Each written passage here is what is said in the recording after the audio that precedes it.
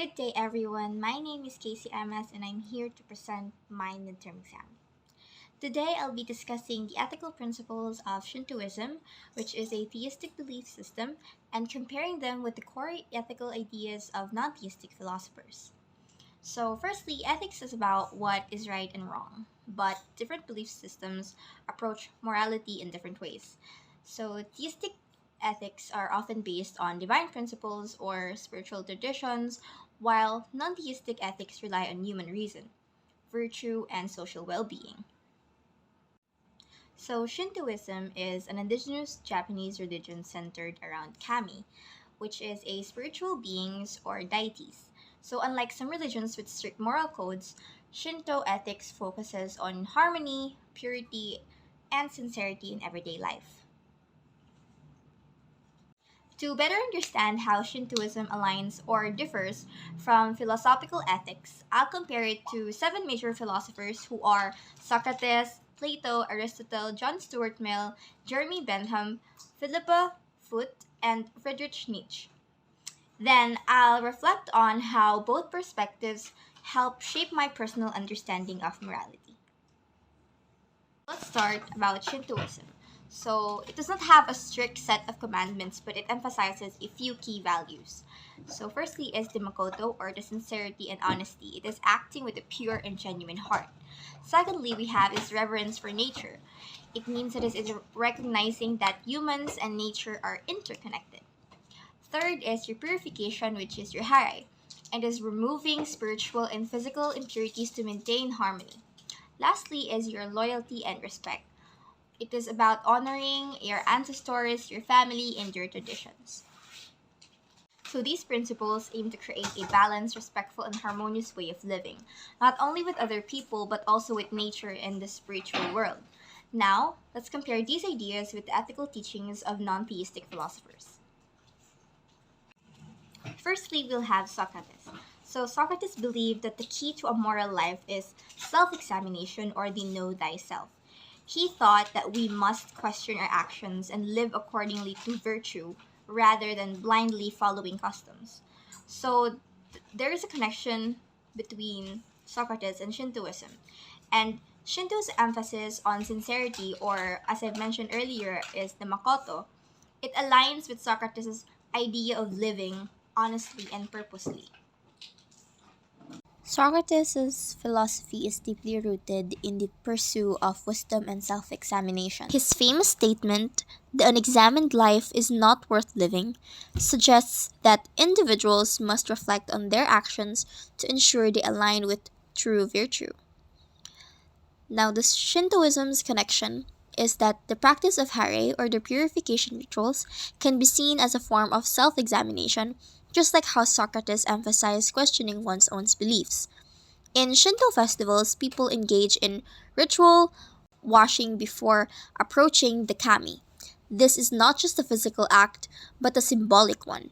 It represents cleansing oneself of moral and spiritual impurities, much like how Socrates saw self reflection as a means of personal growth. Socratic dialogue encouraged questioning authority and societal norms.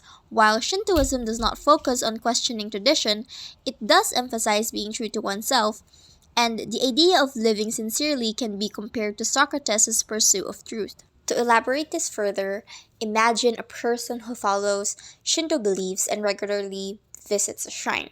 So each time they do so, they reflect on their actions and purify their mind before making a prayer. So, in a way, this mirrors the Socratic method of constantly reflecting on one's morality. Next is Plato.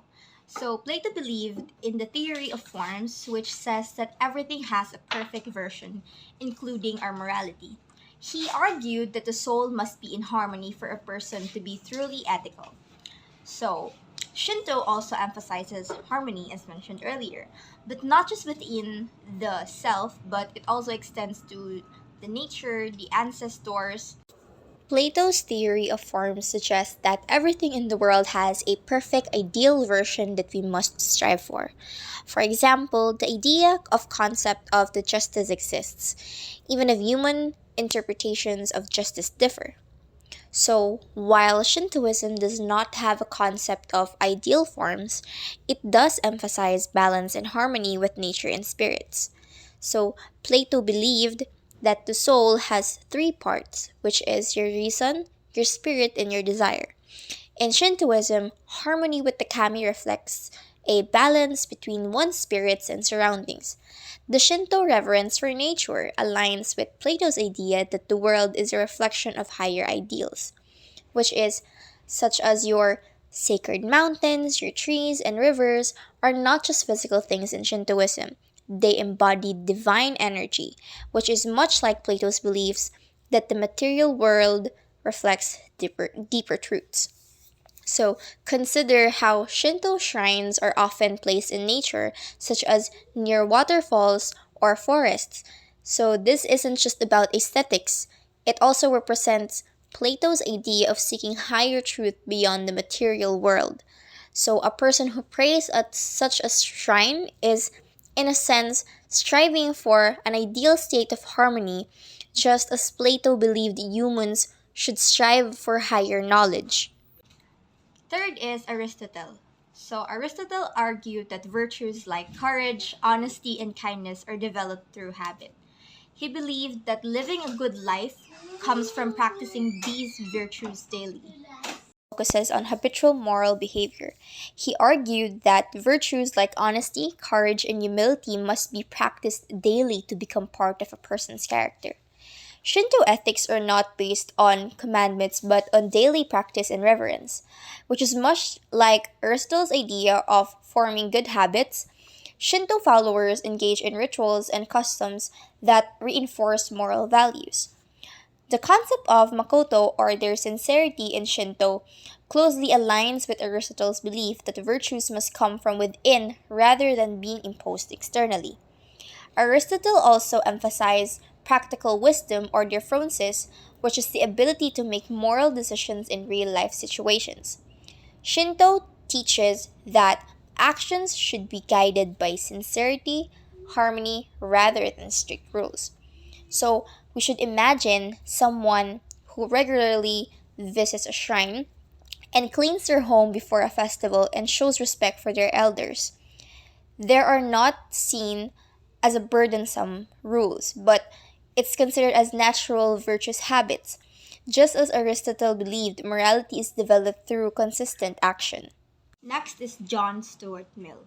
So, Mill believed in utilitarianism, so meaning an action is good if it brings the greatest happiness to the most people.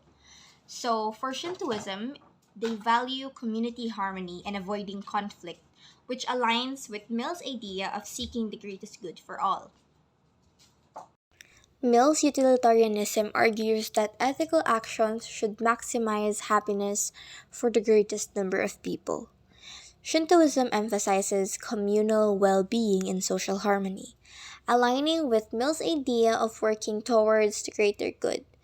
Many Shinto festivals, or your matsuri as they call, are community driven, which is aiming to bring people together in joy and gratitude, which is unlike Mill's strict focus on outcomes. Shintoism values the intent behind actions. A sincere effort to bring happiness is just as important as the actual outcome. So, take Omisoka, the Japanese New Year's Eve. People clean their homes and prepare for a fresh start, which is not just for personal benefit but to bring positive energy to the entire household and the community. So, this aligns with Mill's principle of collective happiness. Next is Jeremy Bentham. So, Bentham developed utilitarianism but focused on measuring pleasure and pain mathematically. So, he believed that morality is about maximizing pleasure and minimizing suffering. So, in Shinto festivals, or what they called matsuri, they focus on joy and celebration, which aligns with Bentham's idea of promoting happiness. Next is Philippa Foot. So, Foot argued that morality comes from what helps humans thrive. So, she believed that virtues like kindness, honesty, and justice are rooted in human nature. So, in Shinto ethics, they are also rooted in nature. So, teaching that humans should live in balance with the world around them. Bentham's hedonic calculus tries to measure morality by evaluating pressure versus the pain. Shinto does not quantify morality mathematically, but it does prioritize positive experiences, celebrations, and gratitude.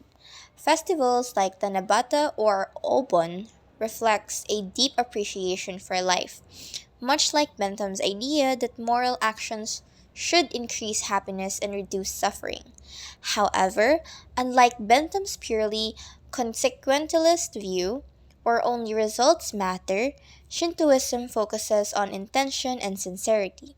So, if a person in Shinto tradition prays for a good harvest, they are not just seeking personal pleasure, they are also expressing gratitude and maintaining a connection with the kami.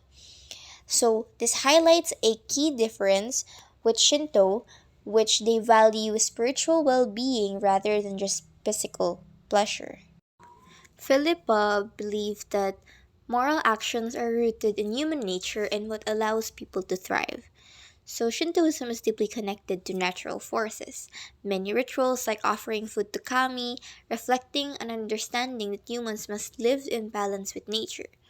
Unlike rigid moral systems, Philip's ethics, like Shintoism, suggest that morality is fluid and adaptable, depending on human and environmental needs. So, example, the Japanese concept of Shinrin-yoku, which is a forest bathing, is deeply tied to Shinto beliefs and reflects Foot's philosophy. People find peace and moral clarity through nature, aligning with her view that moral goodness is tied to natural well being. Next in line is Friedrich Nietzsche. So, Nietzsche rejected traditional moral values and encouraged people to create their own meaning in life. He emphasized strength, self overcoming, and authenticity. So, while in Shintoism, they respect every tradition. And it also values individual sincerity, as mentioned, is what they value is Makoto, what they called. So, it also aligns with Nietzsche call for authenticity. So Nietzsche rejected external moral codes, which advocates for self-creation of values. While Shinto respects tradition, it does not impose strict moral laws, allowing individuals to develop a personal sense of sincerity and respect. Nietzsche's concept of the Übermensch, or the superior self, aligns with Shinto's encouragement of personal growth and self discovery. However, Shintoism differs by emphasizing community harmony, whereas Nietzsche focused more on individualism.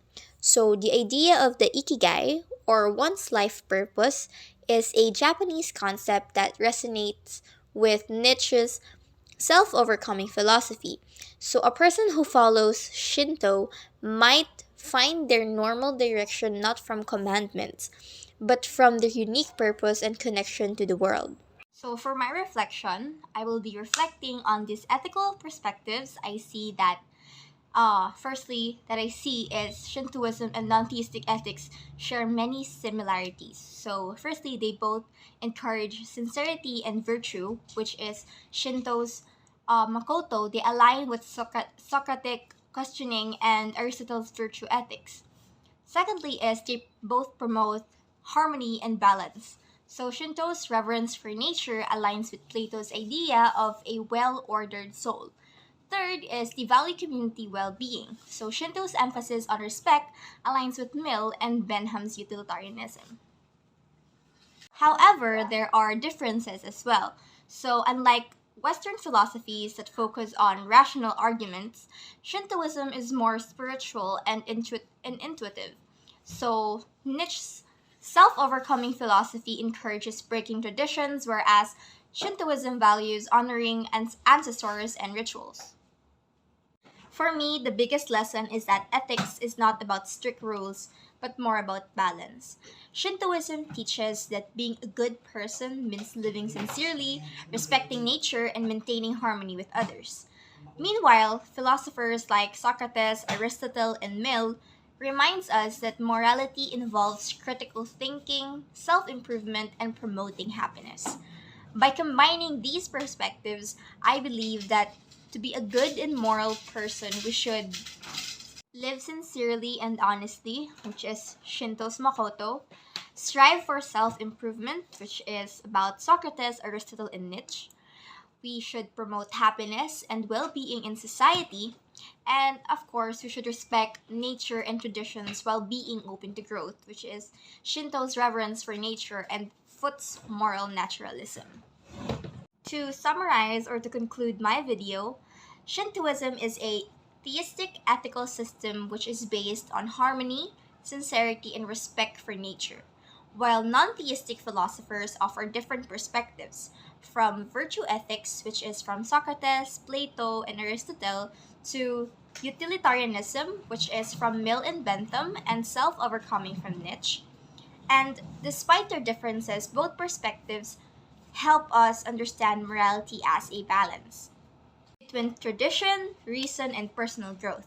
So, by learning from both Shintoism and non theistic ethics, we can create a personal moral compass that guides us to live sincerely, harmoniously, and purposefully.